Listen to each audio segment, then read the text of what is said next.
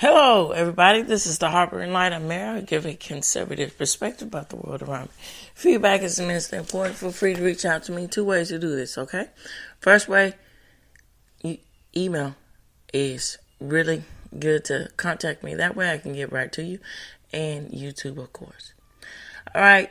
So I'm on different platforms, so it won't be hard to find me. All right. So on to the topic of choice. I'm going to talk about just how did that happen? Just how in the heck did we get to having political labels? Here we go.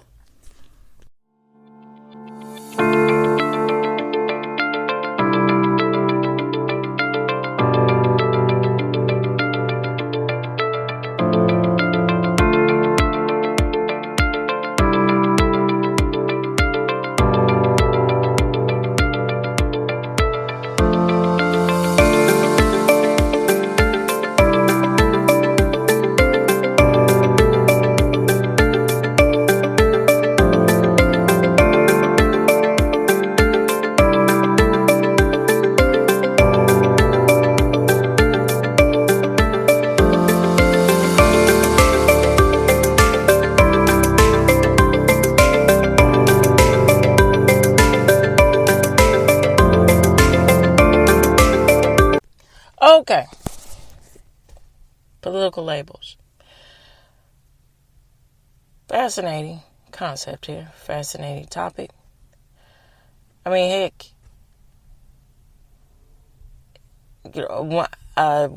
Cable news is what it was called when I was growing up. Now it's just, I don't know, whatever it is, legacy media, I guess you can say, where, everything was divided. Okay, so CNN, that's more left-leaning, MSNBC, yeehaw, hee-haw, left-leaning, you got the Fox News, supposedly Republican-leaning, and then all these things, right? And then you get the libertarian, and you get the centrist, you get the bipartisan, all of this. Now, what I'm going to specifically focus on as of the topic of choice for now is my thought process behind of my understanding of all of this, how, this happened and why this happened. And then on Wednesday, I'm going to lead into getting into how these theoretically played itself out in different, in the 20, going on into the 20th century and going on to different presidential figures, and then also getting into the pop culture and the aspects of entertainment center around political identities or labels here. All right, so me starting out, I found it quite interesting. So I went through, right, and found different sources here, and of course the sources will be provided for you, so you know where I got my information from. And so I found particularly it quite interesting when I sorted out, weighing everything out, with the first source that I'm going to, run it down and get my thoughts on. So it was entitled an understanding, or it is entitled, was, because, I looked at it in the past tense here, understanding ideology levels. And I found it quite interesting how, it said, okay, so pretty much it's setting up everything is well, you can say that, which unfortunately when you get into career politicians, pretty much what they're leading to, this is my interpretation of it, is that they say whatever they need to get the votes, right? And so they're propose prop up different issues that they know will buy the attention of certain political associations, where it be, starting out with the heavy hitters such as, well, we know, right, left, and then breaking that all the way down into, more specifics like the liberal of the right, the liberal of the left, the conservative of the right, progressive of the left, and libertarian all the way down into autocrat, was authoritative, right? So they also took the due diligence to say this, with these. Now, as I mentioned before, words actually mean something, right? It's always important to have that mentality. Words actually mean something. And it's very frightening when you get into the mentality, or you buy into the media conception that words don't mean anything. You can just say whatever the heck you want to prove to just shut something down, right? We should never get into that.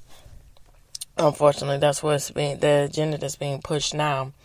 And that's really alarming, because that strips away from the root issue of why things are being said that way, and then the root issue of what these words actually mean. Okay. And so, it went into this whole aspects of this. It was saying, this whole thing about, of course I'm giving you a summary of it. But it said this whole idea of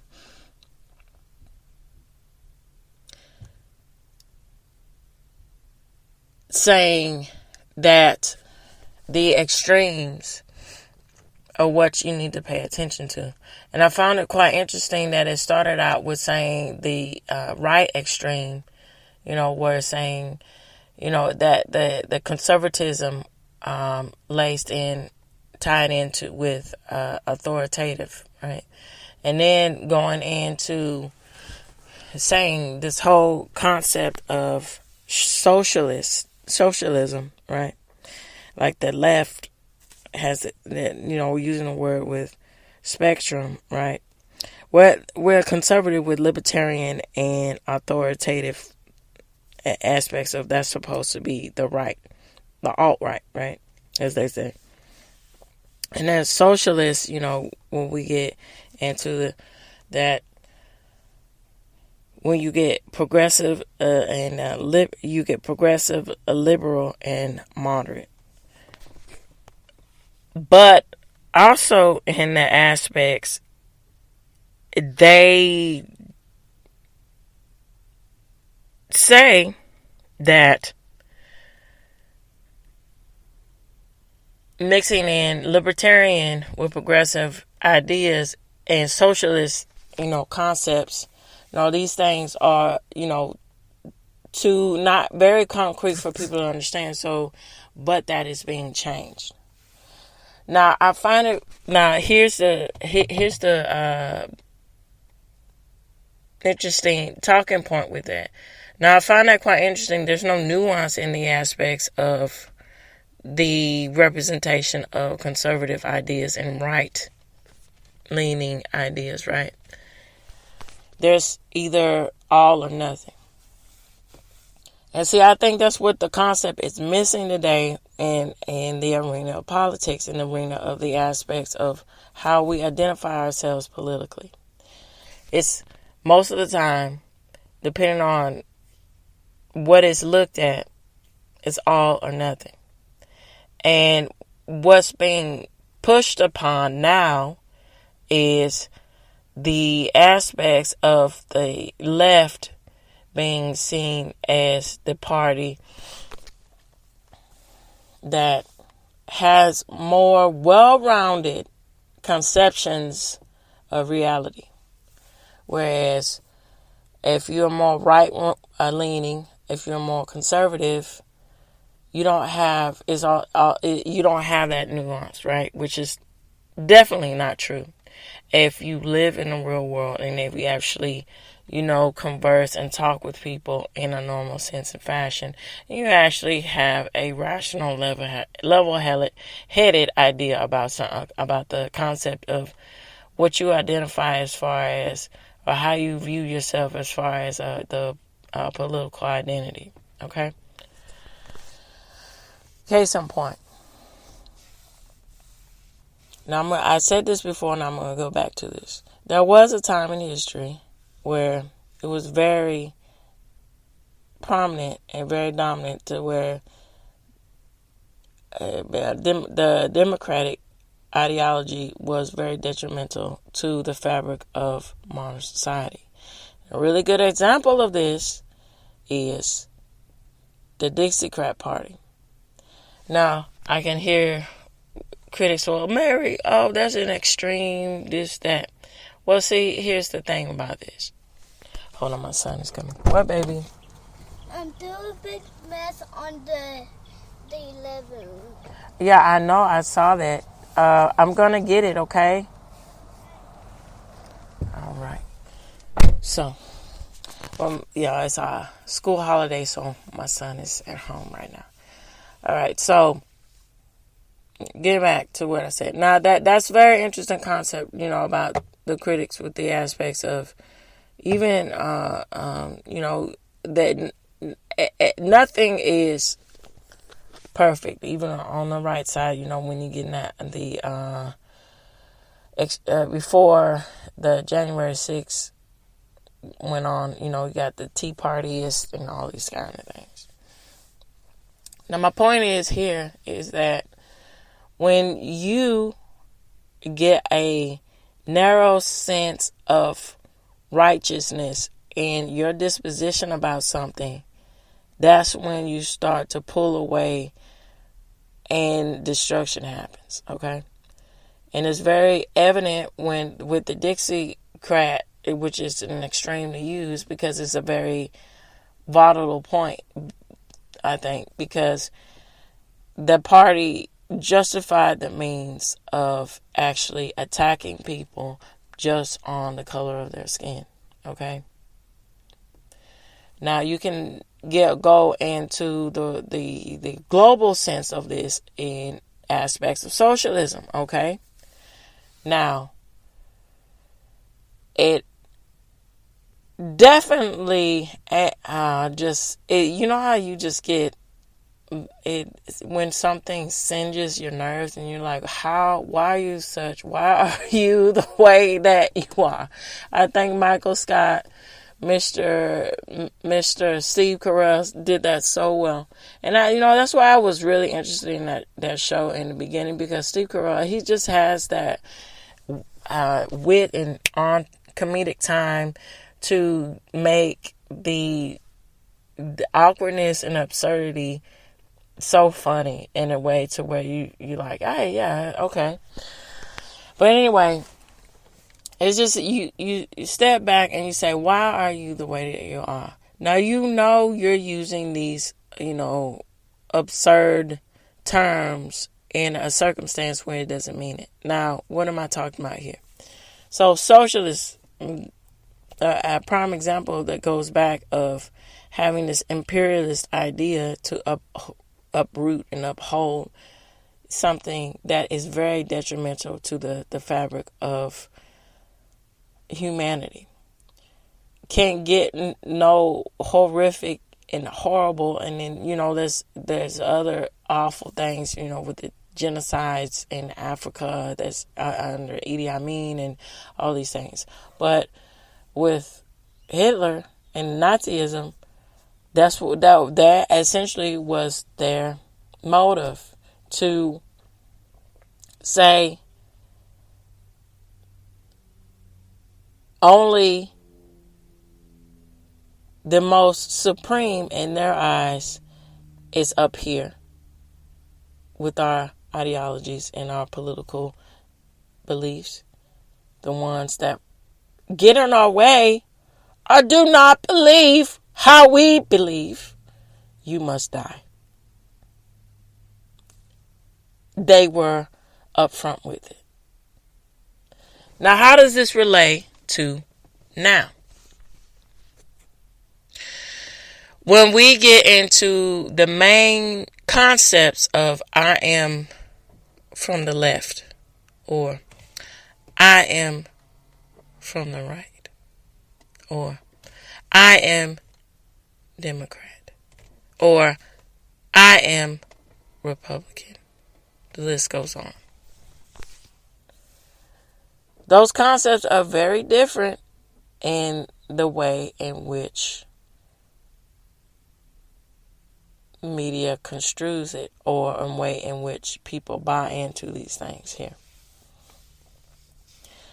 Now, getting back to Democrat Party and the Dixiecrat Party, now they said after all these, this is the bad look. We got to stop doing this stuff. So we got to attach ourselves to a better cause, right? And towards the, well, I would say, here we go in the end of the Roaring 20s, getting into the Depression and all these things. It started playing with the idea of what democracy actually means. And then, you get into these ideologies of, I'm simply, you correct me if I'm wrong, feel free to reach out to me.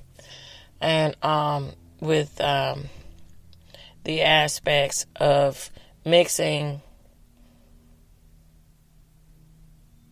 we are for the downtrodden to uplift you. Like that. That's what the Democratic Party now is. To uplift the downtrodden. When in actuality, a lot of policies that was coming from the Democrat Party were in line to keep you oppressed, keep you down. Good example of that is a grandfather clause, right? And another example of that is the segregation laws and all these things. With the grandfather clause, that uphold it, and the viewpoint of, your grandfather about illiteracy, so you can't, accommodate, or you can't qualify for these certain things. So we're gonna keep you right here. Okay. Another point, and let me backtrack. Okay, so segregation laws and the aspects of the civil rights movement and the aspects of how LBJ, JFK, and all these movements here, right? Now, it's quite interesting to me how the concept of LBJ is seen quite differently now than actuality, because these things, that's unfortunately the bad reality of history. And the ones who want to spin a certain agenda, they're going to rewrite it to make it things that aren't so look more favorable. So a lot of times they kind of, but you got to poke holes at that and see it for what it is.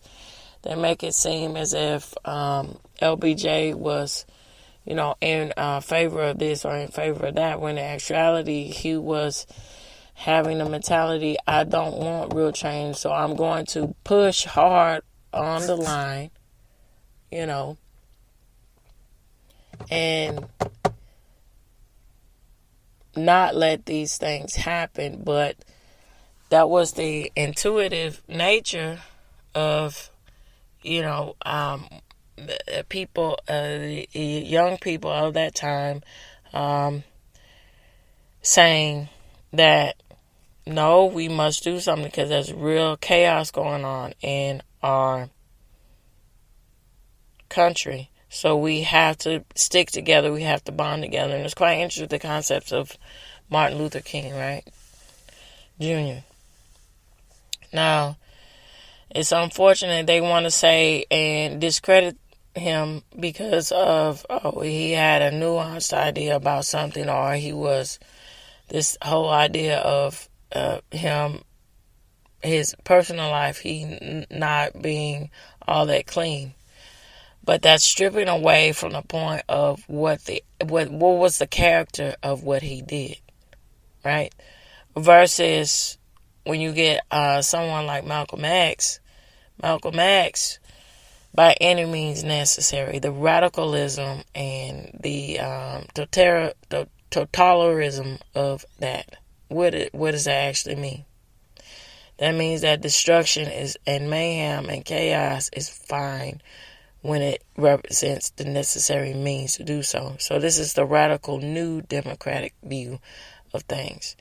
Now, conservative, that's in the masses of, conservative Republican when it comes to the ideologies, with Martin Luther King, with his disposition too. More, I would say, like, was more conservative Democrat, maybe. But it's quite interesting with the aspects, too, of the concept of JFK. JFK and his son now that's in office, despite, unfortunately, trying to go into, yes, the unsavory things that personally he got himself into. But, the point about is that he actually was a president who did all he could to understand that it's way more important to be more bipartisan than anything else when it comes to certain issues, and that needs to be solved and that needs to be taken care of as far as the betterment for humanity, right? And see, that's what's falling on deaf ear now. Those concepts aren't really, correlating to a lot of people now. Not that, a lot of people are not really understanding these issues, how very important that is to see both sides and viewpoints and try to get into that. Now, before I get into my last rounds of points, I'm going to say this. I will say this getting back to my other source that I found, and what I found quite interesting, and this was from Lumen, and it was entitled American Government, Political Parties, and the Interest Groups. Now, essentially, what was at evil, and to take away from this, and then I'll get into my final points, is James Madison, political fraction, and the aspects of that, and how the American parties developed. Now, fractions. Right? James Madison, with the Federalists and the Federalist Papers, was warning and saying, and upheaving the same thing that the founding fathers were fearful of. They wanted a checks and balance on each political affiliation of a party, so tyranny doesn't happen. So it's one party doesn't be the utmost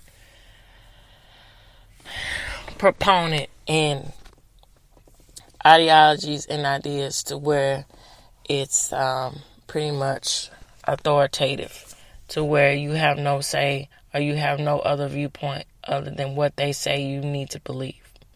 And that was a real fear for them, because that's why they escaped England, because that's what they were enduring under the monarch rule. One say, one thought process: if you don't fall in line, we will scrutinize you until you fall in line or till you lose your life. And we will use any means to make that happen. If we have to be a voyeur and disregard your privacy, so be it. If we have to attack you and force you to believe, so be it. They witness all these things. Now, I'm going to end on this. Now, John Solo, I can't stress enough, I think his content on, him as a content creator, his YouTube channel is fabulous. I'm just going to find, well, you know what? I'll find Animal House that he just did, and I'll link it for y'all to check that out, because this is very apropos to what I'm saying here. Now, the book Animal Farm and the movie is being I think it is already out, or it's on streaming or something like that, right? And so that's one thing. You have to be very careful how you recreate the aspects of Animal Farm in today's context. I mean, not even, and what I mean is, people of today's context do not understand, for the foremost, most of them don't get the concept of how prevalent Animal Farm is into understanding the grips of political reality.